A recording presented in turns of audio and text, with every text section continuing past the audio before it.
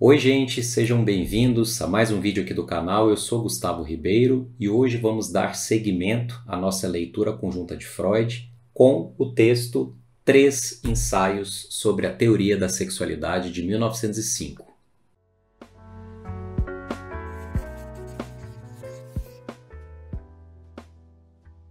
Lembrem-se que nós estamos na seção 1 aqui do texto, que é intitulada de As Aberrações Sexuais, e nós já lemos em vídeos anteriores a primeira parte, que são os desvios do objeto sexual.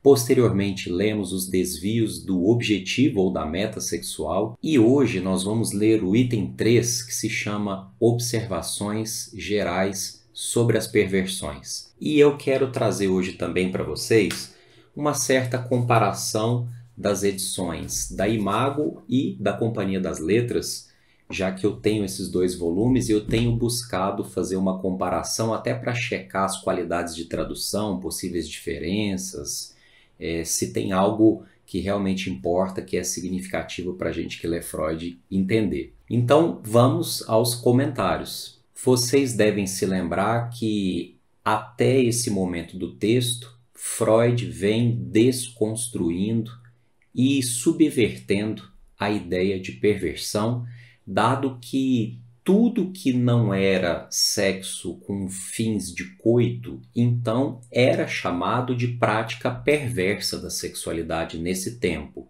Então o que o Freud vem mostrando e vem analisando, né, até aqui no texto, é que as linhas que separam o comportamento normal do comportamento patológico são linhas muito difíceis de traçar, são linhas muito tênues, na verdade. Então ele começa essa terceira parte do texto aqui nos dizendo que a observação cuidadosa das perversões aponta que a maioria delas, ou pelo menos aquelas menos graves, menos sérias, estão presentes na vida sexual da maioria das pessoas e que essas pessoas acreditam que são práticas consideráveis saudáveis dentro da sua vida sexual. O que ele está se referindo aqui com isso são o que nós chamamos hoje de preliminares, ou seja, todo aquele comportamento que aquece para o ato sexual final, que é geralmente o coito, a união entre os genitais de sexos opostos, que é até então, no período desse texto, era o que definia a sexualidade como sendo normal. Então lembrem-se que no início do século XX, a tese de que a sexualidade era normal estava embasada nessa ideia única e exclusiva de uma relação sexual, genital e heterossexual. Tudo que fosse fora desse campo, então, era chamado de perversão. Isso nós já pontuamos aqui nos textos e nos vídeos anteriores sobre esse texto. Mas o que o Freud vem mostrando, então, é que esses outros elementos, então, chamados de perversos e tão condenados pelo pensamento do seu tempo, ele vai dizer assim, opa, isso, na verdade, está presente na vida sexual da maioria das pessoas, inclusive nos rituais que as preparam para a relação sexual final. Freud, inclusive, vai afirmar nessa mesma seção do texto que certas circunstâncias de vida podem, inclusive, favorecer a prática dessas ditas relações, então, sexuais perversas, como um substituto temporário na escassez do objeto sexual, então chamado de normal. Ele não diz aqui no texto exatamente que circunstâncias especiais seriam essas, então, que favorecem até normalmente a prática de relações, então, sexuais perversas. Ele não fala isso no texto, mas a gente pode pressupor, tratando-se de um início de século passado, que pode dizer respeito à masturbação antes do casamento. Lembre-se que a gente está falando de uma sociedade até muito puritana, muito mais puritana do que a nossa atual, E considero aqui também que até mesmo as relações homoafetivas, diante da escassez de parceiros e parceiras sexuais de sexo oposto. Vocês também precisam se lembrar que no início do século passado, então, início do século XX, final do século XIX, a homoafetividade era considerada uma degeneração. Então, Freud vem, inclusive, questionando essa prática quando ele vai falando da plasticidade, dos deslocamentos da libido, então, para os objetos sexuais, podendo trazer satisfação e gratificação. Então, eu vejo ele fazendo uma crítica aqui a todos os valores do seu tempo. Eu já falei sobre isso no primeiro vídeo dessa série, onde ele pontuou os desvios do objeto sexual e falou sobre a sexualidade dos invertidos, assim que eram chamados os homossexuais na época. Então, aqui na página 56 dessa edição da Companhia das Letras, ele vai fazer uma seguinte afirmação que eu também gostaria de destacar. Ele diz assim: em nenhum indivíduo são estaria ausente, em sua meta sexual normal, um ingrediente a ser denominado perverso. E já bastaria essa universalidade para demonstrar como é inadequado usar reprovativamente o nome perversão. Então ele está dizendo aqui que esses componentes então chamados de perversos, eles fazem parte da nossa vida sexual normal e participam da relação sexual então dita normal, como aquecimentos, como preliminares que conduzem, então, ao ato sexual. Agora eu vou passar para a comparação com o que ele diz nessa mesma passagem, só que pela editora da Imago, e vamos ver se muda alguma coisa. Então, aqui na minha edição da Imago, de 1969, é uma edição mais antiguinha, de capa dura, acho que vocês já devem ter visto aqui nas bibliotecas de vocês. Ele vai dizer o seguinte, vamos comparar com o que eu acabei de ler da edição mais nova. Nenhuma pessoa sadia, ao que parece, pode deixar de adicionar alguma coisa capaz de ser chamada de perversa ao objetivo sexual normal. E a universalidade desta conclusão é em si suficiente para mostrar quão inadequado é usar a palavra perversão como um termo de censura. Vejam que, em termos de sentido, então, de significado, não há nenhuma discrepância, e é interessante a gente, pode parecer óbvio, mas é interessante a gente comparar, porque a tradução direto do alemão, que é essa tradução aqui da Companhia das Letras, precisaria então ser bem mais fiel do que essa tradução que a gente sabe que veio traduzida do inglês e não diretamente do alemão. Então a gente vê que, embora o sentido seja o mesmo, mas tem toda uma elaboração aqui semântica que é bastante diferente. Então a gente vê assim, diferenças bem significativas nas frases construídas, embora o significado, o sentido final, pelo menos aqui nesse ponto, continua bem semelhante. Então, a leitura desses trechos comparativos aqui mostram o que o Freud já vem sustentando nas sessões anteriores do texto, de que as dificuldades em estabelecer as fronteiras entre a patologia e a normalidade no tocante às perversões. Ele vem, então, aproximando cada vez mais essas linhas e problematizando essa questão, que não é então assim tão simples como se achava na época. Embora ele faça essa problematização, ele também diz logo aqui em seguida que certos quadros de perversão são muito mais óbvios de se perceber o elemento patológico. E ele cita aqui no texto como exemplo a necrofilia, que é a prática sexual com cadáveres, então constituindo aí um desvio do objeto, e também a cropofilia, que seria a ingestão das fezes do parceiro.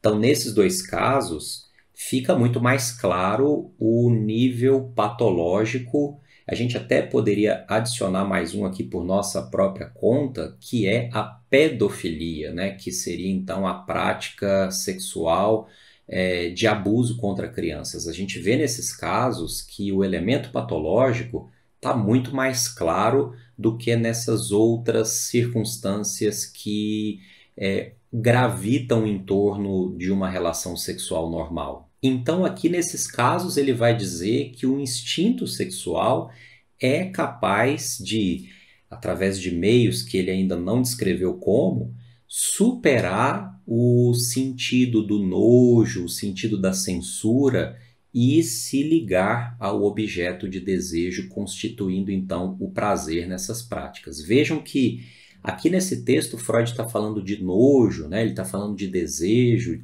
e de como que o desejo supera o nojo, supera a censura, porque ele ainda nesse momento não tem a noção de superego estabelecida. Então a gente vê que ele está falando do instinto sexual e do desejo em conflito com essa coisa cultural que ele fala que é construída na forma de um nojo que as pessoas têm por certas práticas perversas. Porém, mesmo nesses casos graves, ele ainda segue dizendo que você não conseguiria, vamos dizer assim, seguramente, dizer que esses indivíduos com perversões então graves teriam algum tipo de desequilíbrio psíquico grave e muito visível.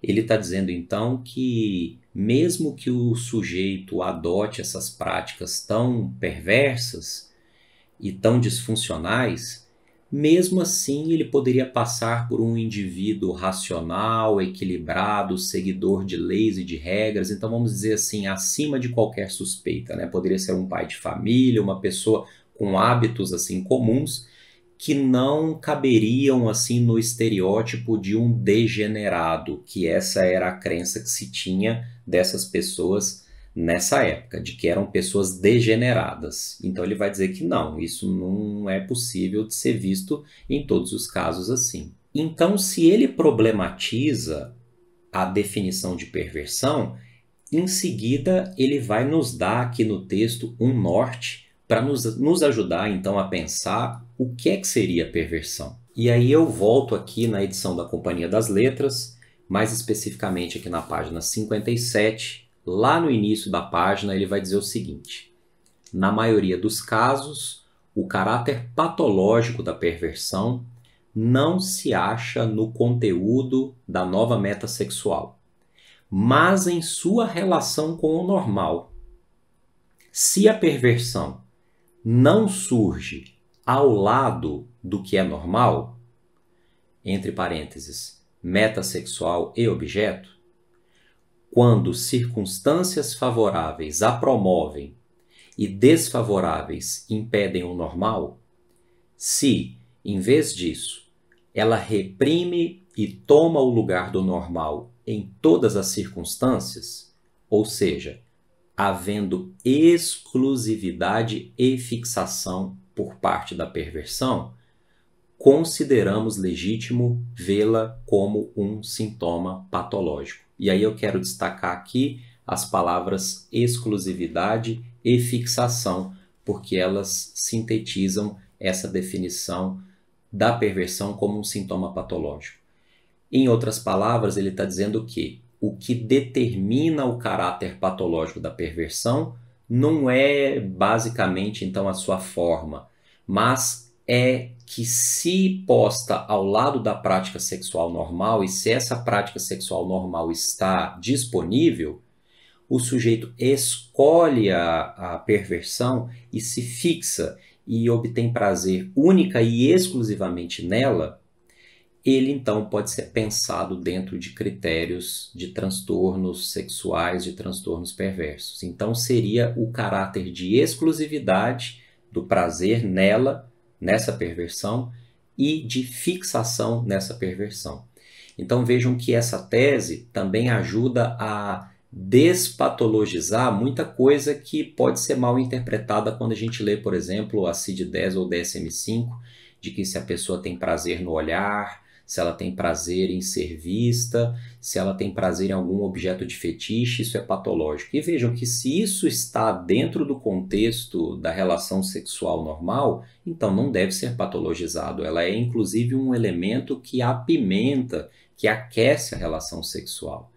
Mas aqui ele está falando então de um deslocamento do desejo para essa prática que fica única e exclusivamente fixado nessa prática e o indivíduo não consegue então caminhar para a relação sexual final. Vamos ver aqui então, mais uma vez comparando as traduções, o que é que ele diz na edição da Imago. Então aqui nessa edição da Imago de 1969, na página 163, ele diz assim: na maioria dos casos, a natureza patológica de uma perversão situa-se não no conteúdo do novo objetivo sexual, e sim em sua relação com o normal. Se uma perversão, ao invés de aparecer simplesmente ao lado do objetivo sexual normal, e somente quando as circunstâncias são desfavoráveis a eles, e favoráveis a ela, se, ao invés disso, ela os expulsa completamente e toma o lugar deles em todas as circunstâncias, se, em suma, uma perversão tem as características de exclusividade e fixação, então estaremos, via de regra, justificados em considerá-la um sintoma patológico. Então vejam que ele repete aqui palavras um pouco diferentes, mas também acho que o sentido nos leva à mesma conclusão. Então não vejo nenhuma distorção muito grande das duas traduções, mas ele destaca quando situações nas quais a perversão desloca a prática sexual normal para o lado e toma um caráter de exclusividade e fixação. Então isso caracterizaria sinais patológicos dessa perversão. E aí, ainda aqui adiante, numa passagem mais final, ele acrescenta dizendo que quanto mais abominável a perversão, maior a participação psíquica, ou seja, a transformação, a transmutação do instinto sexual. Observa-se, portanto, como o instinto sexual pode ser onipotente e idealizado. Então ele faz referência aqui a essas transformações da libido que podem se transmutar de forma tão intensa e tão profunda que elas não lembrem em praticamente nada a sua fonte original, o que seria então uma relação sexual com um outro indivíduo em circunstâncias então chamadas normais, pode sofrer por processos de transmutação tão grandes que nos levem a práticas assim condenadas socialmente, discriminadas e que façam inclusive outras pessoas sofrerem diante dessas relações e dessas práticas. E aí eu quero destacar uma última passagem aqui na página 57, onde ele diz assim: na sexualidade, o que é mais alto e o que é mais baixo sempre estão ligados da maneira mais íntima. E aí em seguida ele fecha aqui com uma citação de Goethe, de Fausto, escrito por Goethe, onde ele diz assim, abre aspas, do céu através do mundo ao inferno. Então, quer dizer, é bem legal porque a gente vê no Freud essa característica de citar grandes autores ao longo de toda a sua obra. Eu acho que Goethe deve ser o autor que ele mais cita ao longo de toda a sua obra, e ele sempre traz assim um elemento de uma pérola literária para ilustrar as conclusões que ele vai observando dentro da sua perspectiva psicanalítica. É sempre gostoso de ver essa interação que ele faz da literatura com a psicanálise. Gente, digam aí se eu esqueci algum aspecto desse item 3 da seção 1. Dúvidas? Escrevam aí no campo dos comentários. E vamos seguir, o próximo vídeo então virá com o item 4, a gente vai seguindo um vídeo para cada item do texto. As semanas têm sido puxadas aqui, eu não tenho conseguido publicar vídeos assim com a frequência que eu gostaria, mas eu afirmo compromisso aqui com vocês que a gente vai ler esse texto até o fim e vamos deixar ele documentado aí no YouTube para quem quiser discutir e debater esse texto aqui junto com a gente. Se eu esqueci de algum ponto, adicione aí nos comentários. Se você tem sugestões, críticas, dúvidas, escreva aí também que eu tenho o maior prazer de dialogar com você a respeito desse texto. Um grande abraço e até o próximo vídeo. Muito obrigado.